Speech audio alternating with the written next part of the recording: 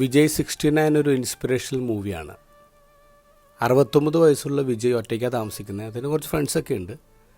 ഒരു ദിവസം വൈകുന്നേരം ആൾ വാക്കിന് പോവാണ്. പിന്നെ ആൾ തിരിച്ചു വന്നില്ല. പോലീസ് അന്വേഷിക്കുന്നു.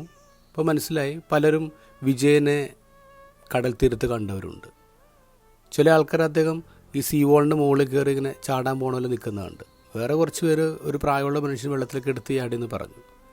പോലീസ് അന്വേഷിച്ചു, ബോഡി കിട്ടിയില്ല. ഇദ്ദേഹത്തിൻ്റെ ഫ്യൂണറൽ സർവീസാണ്. ബോഡി കിട്ടാതെ ഫോട്ടോ ഒക്കെ വെച്ചിട്ട് പള്ളിയിൽ ഫ്യൂണറൽ സർവീസ് നടക്കുകയാണ്. ആ സമയത്ത് അദ്ദേഹത്തിൻ്റെ കൂട്ടുകാരൻ 30 വർഷമായിട്ട് വിജയനെ അറിയാവുന്ന കൂട്ടുകാരൻ അവിടെ ഒന്നൊരു വോളജ് പറയാണ്. അയാൾ പറഞ്ഞു, വിജയനെക്കുറിച്ച് അവർക്കും ഒരുപാട് കാര്യങ്ങൾ പറയാനുണ്ട്. അദ്ദേഹം നന്നായിട്ട് ചീട്ട് കളിക്കുമായിരുന്നു, റമ്മി കളിക്കുമായിരുന്നു. പിന്നെ ഗർബ ഡാൻസിന് സമ്മാനം മേടിച്ചിട്ടുണ്ട്.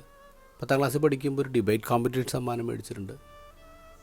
ഈ മനുഷ്യനിങ്ങനെ പറഞ്ഞുകൊണ്ടിരിക്കുമ്പോഴാണ് മരിച്ചുപോയെന്ന് കരുതിയ വിജയ് തിരിച്ചു വരുന്നത്. പിന്നീട് ഈ കൂട്ടുകാരനായിട്ട് വീട്ടിലിരിക്കുമ്പോൾ വിജയ് കാണുന്നു തന്നെക്കുറിച്ച് എഴുതി വോളജി.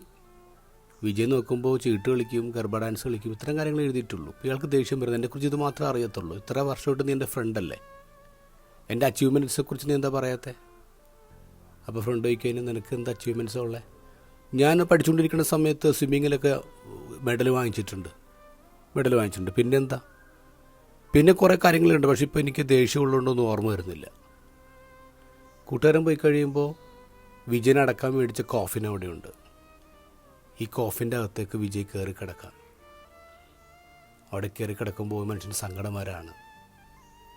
തൻ്റെ മരണത്തിന് ശേഷം തന്നെക്കുറിച്ച് പറയാൻ ലോകത്തിനൊന്നുമില്ലല്ലോ എന്ന് ഓർത്തി മനുഷ്യൻ സങ്കടപ്പെടാണ്.